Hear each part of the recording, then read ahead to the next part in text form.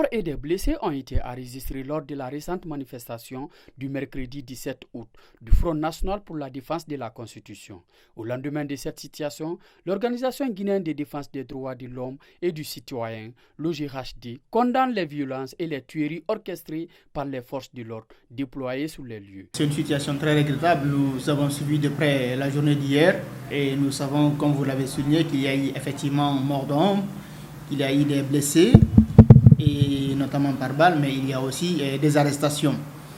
C'est une situation très regrettable que nous déplorons, et dans la mesure où pour nous, dans une démocratie, manifester c'est un droit, mais tuer est un crime. Et ce crime, il peut être commis, qu'il soit commis par un agent de force de sécurité ou un agent de force de défense, un manifestant ou un contre-manifestant, c'est un crime. Donc, quand il y a des situations de ce genre, l'État guinéen, qui a l'obligation de protéger tous les citoyens guinéens, sans aucune distinction, doit prendre toutes ses responsabilités pour diligenter des enquêtes, situer la responsabilité, poursuivre les auteurs et les condamner.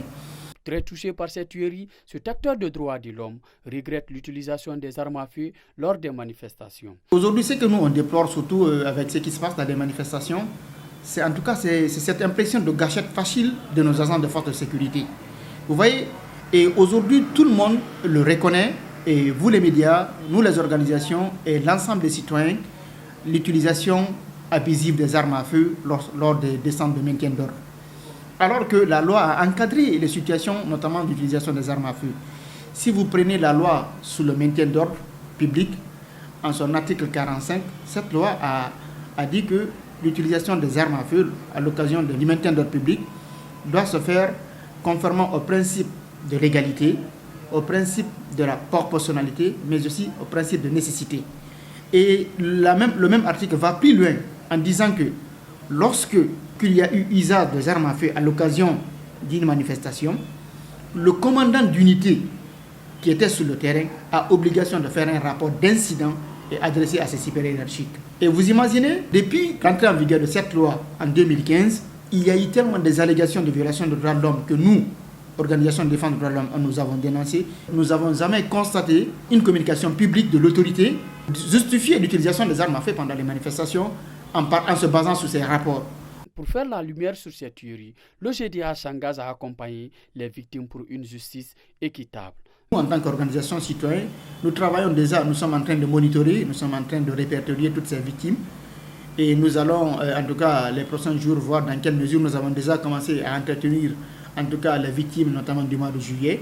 Nous allons aussi continuer à entretenir toutes ces victimes et discuter avec elles et dans quelle mesure on pourrait travailler pour les accompagner sur le plan judiciaire.